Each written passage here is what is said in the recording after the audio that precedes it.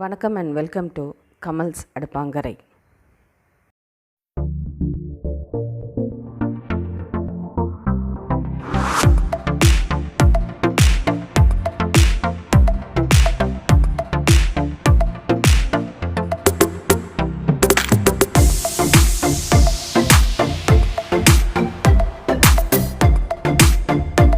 Delhi carrot இதில் அல்வா பண்ணால் இன்னும் டேஸ்ட்டாக இருக்கும்.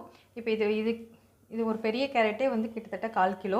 இந்த மாதிரி 2 கேரட் 1/2 கிலோ கேரட் எடுத்து துருவி எடுத்து வச்சுருக்கேன். இந்த பெரிய பெரிய துருவலை துருவிக்கோங்க, இது நல்லா டேஸ்ட்டாக இருக்கும். இப்போ இதில் ஒரு நான்ஸ்டிக் பேன்லேயோ இல்லை ஒரு திக்கு அடிக்கனமான கடாயில் போட்டு ஃபஸ்ட்டு வதக்கிக்கலாம்.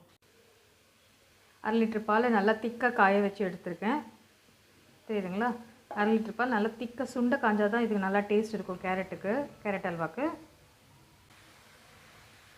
இது வெறும் ப்ளெயினாகவே ஒரு 2 நிமிஷம் நல்லா வதங்கட்டும். எதுவுமே ஆட் பண்ண வேண்டாம். நம்ம கடாயில் அப்படியே டைரெக்டாக நம்ம வந்து கேரட்டை மட்டும் ஆட் பண்ணிவிட்டு ஒரு 2 நிமிஷம் நல்லா வதங்க விடுங்க. ஒரு 5 நிமிஷம் பக்கத்துலேயே இந்த கலர்னால் இந்த அளவுக்கு நமக்கு சுருங்கிடும் கேரட்டு. இந்த ஸ்டேஜில் வந்து நம்ம காய்ச்சி வச்சுருக்க 1/2 லிட்டர் பாலுமே மொத்தமாக இதில் ஆட் பண்ணிடலாம்.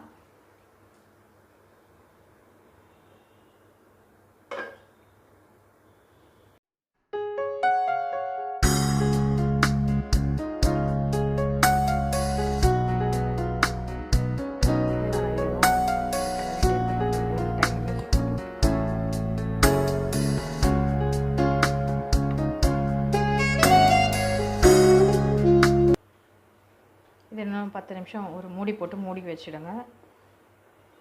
நல்லா வெந்துடும். இந்த பால்லேயே நல்லா வேகும். ஸோ இன்னும் நல்லா டேஸ்ட் கொடுக்கும் நம்மளுடைய அல்வாவுக்கு. நல்லா பாலை நல்லா மிக்ஸ் பண்ணிவிட்டு ஒரு மூடி போட்டு ஒரு 10 நிமிஷம் சிம்மில் வச்சுடுங்க. நம்ம விட்ட பால் எல்லாமே சுண்டி இருக்குது. இன்னும் ஒரு 5 நிமிஷத்தில் மொத்த பாலும் சுண்டட்டும். அதுக்கப்புறமா தான் நம்ம சுகரும் நெய்யும் ஆட் பண்ணணும். பாலில் வேகிற வரைக்கும் நல்லா பால் வேகட்டும். இன்னும் கொஞ்சம் பால் இருக்குது. இன்னும் ஒரு 10 நிமிஷம் கழிச்சு வந்து பார்க்கலாம். நடுவில் கொஞ்சம் கலரி விடுங்க. அப்படியே விட்டுட்டு போயிட்டிங்கன்னா கொஞ்சம் நல்லா அடி பிடிச்சிடும். பாலில் வேகிறதுனால அப்பப்போ கொஞ்சம் கலரி விட்டுட்டே இருங்க. அதனால தான் நான்ஸ்டிக் யூஸ் பண்ணால் அல்வாக்கு கொஞ்சம் ஈஸியாக இருக்கும்.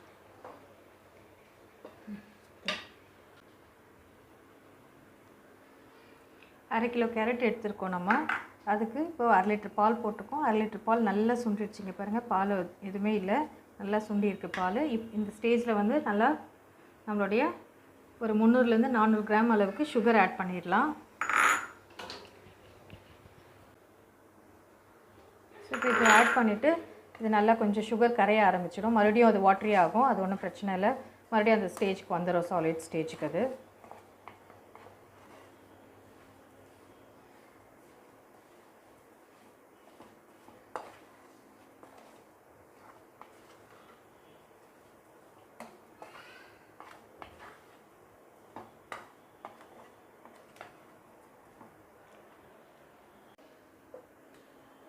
இப்போ சுகர் நல்லா கரைஞ்சி நல்லா கொஞ்சம் வாட்டரியாக இருக்குது.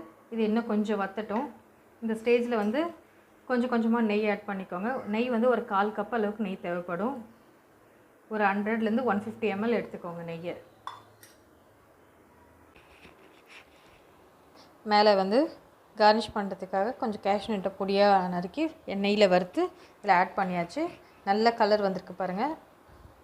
நல்ல கலராக இருக்கும் இந்த கேரட்டு. அந்த கலர் எப்படி இருக்கோ அந்த கலருக்கு ஏற்ற மாதிரி நல்லா இருக்கும். டேஸ்ட்டும் நல்லாயிருக்கும். இது நிறைய வின்டர் சீசனில் தான் நமக்கு கிடைக்குமா இருக்கும். ஸோ அந்த டைமில் கிடைக்கிற எல்லா வெஜிடபிள்ஸையும் நம்ம யூஸ் பண்ணிக்கிறதுக்கு பார்க்கணும் ஏதோ ஒரு வகையில். ஸோ இப்போ இது வந்து குழந்தைங்களுக்கும் நம்ம சாப்பிட்லாம், பெரியவங்க முதற்கொண்டு சாப்பிடக்கூடிய ஒரு கேரட் அல்வா ரெடி ஆகிடுச்சு.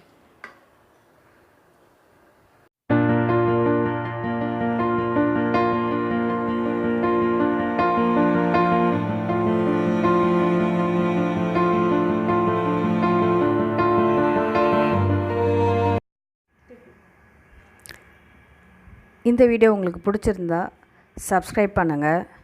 கூடவே இருக்கிற பெல் ஐக்கான் பட்டனை கிளிக் பண்ணுங்கள். ஃபர்தர் நோட்டிஃபிகேஷன்ஸு உங்களுக்கு கண்டினியூ ஆகிறதுக்கு அது ஹெல்ப் ஆகும்.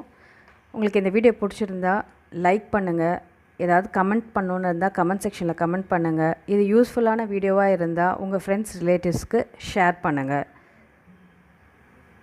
மறக்காமல் சப்ஸ்கிரைப் பண்ணிவிடுங்க.